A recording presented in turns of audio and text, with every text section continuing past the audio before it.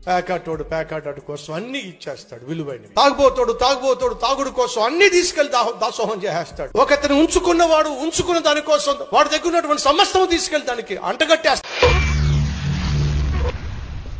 ఏమిటండి మీరు మాట్లాడేది? అడుగుతున్నాను, మనం నిజంగా సంఘాన్ని ప్రేమిస్తున్నట్లయితే ఏమిస్తున్నాం మనం సంఘానికి? ఆవిడ కరెక్ట్ గానే చెప్పిందిరా. చాలా సేపు సస్పెన్స్ తర్వాత నాకు కూడా అర్థమైంది. మనం సంపాదించే సంపాదనలో కనీసం 10% దేవునికి ఇవ్వడం కష్టంగా ఉంది.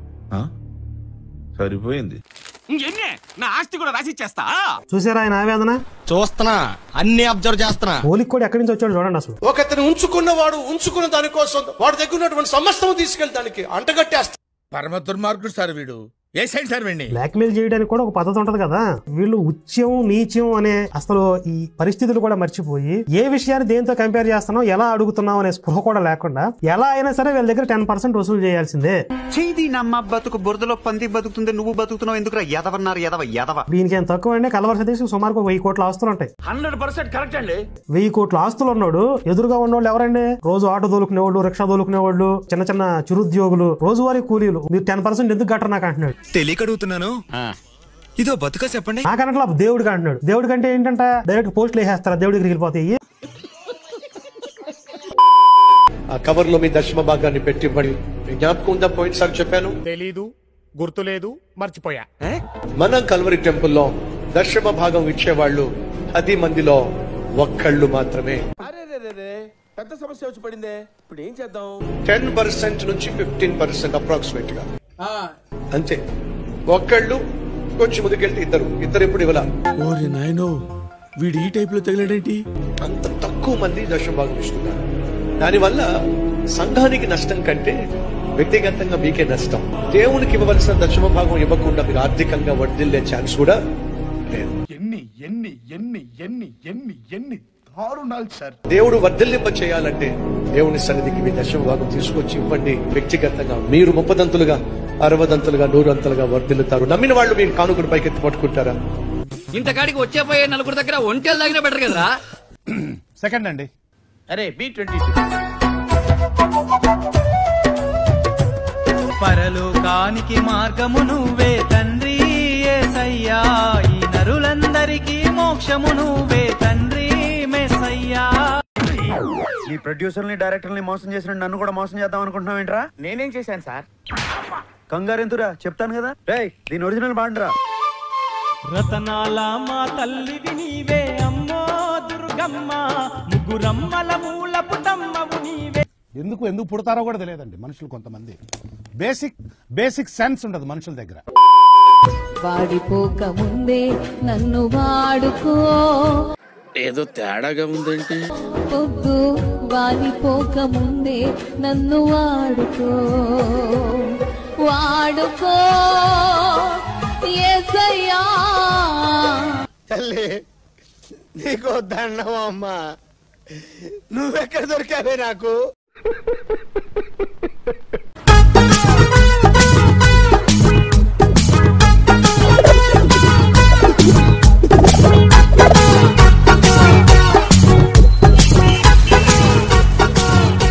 ఇది వ్యాపారం. శరణు మా యేసు రాజా, శరణ యేసు రాజా. ఇదేంట్రా అయితే? అరే నీ అబ్బా. శరణ యేసు రాజా, కరుణ చూడు మము కన్నా తండ్రి, కరుణావాయుడా, లోక రక్షకుడా. తీసేయి. పరిశుద్ధ జలం చల్లితే టక్కున పడిపోవడానికి కారణం క్లోరోఫామ్, డైజోఫామ్ లాంటి మత్తు పదార్థాలు. ఈ విషయం గతంలోనే వెల్లడైంది. ఇక రోగాలను వచ్చి కుప్ప కూరడం వెనక పెద్ద రిహార్సలే ఉంటుంది. అంటే స్వస్థత సభ పెట్టడానికి ముందు కొందరిని ఎంపిక చేసుకుని వాళ్లకు ఏవేవో రోగాలంటగట్టి ట్రైనింగ్ ఇస్తారు. జీసస్ చెప్పారంటూ వాళ్ళని సభలో పిలిచి రోగాలు తగ్గిస్తారు. ఎప్పుడు ఎలా ఏ టైంలో పడిపోవాలో ఇస్తున్న ఈ ట్రైనింగ్ చూడండి.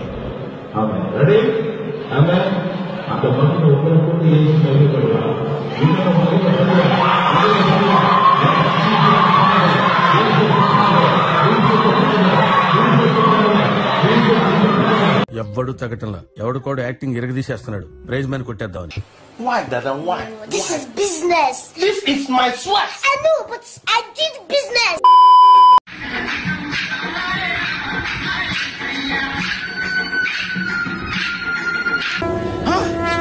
నాకేం కనపట్టలేదు.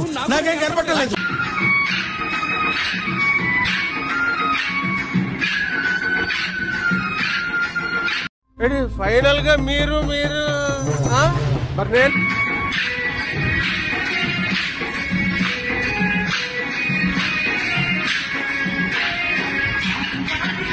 ఇక నేను బతకలేనమ్మో. నేను చచ్చిపోతా నేను చచ్చిపోతా.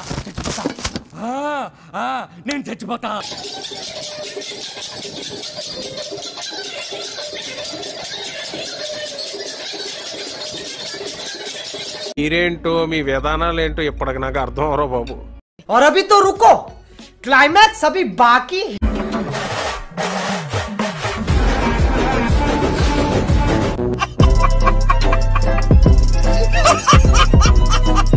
ఇక్కడ ఒకటి పీకు ఇండియా కినపడేటట్టు పీకో. బాగుండదు. పీకమన్నప్పుడు పీకో. కాదు నా మాట. నువ్వు నిజంగా భారతీయుడు అయితే పీకో. పీకమన్నంతే పీకో. ఓకే.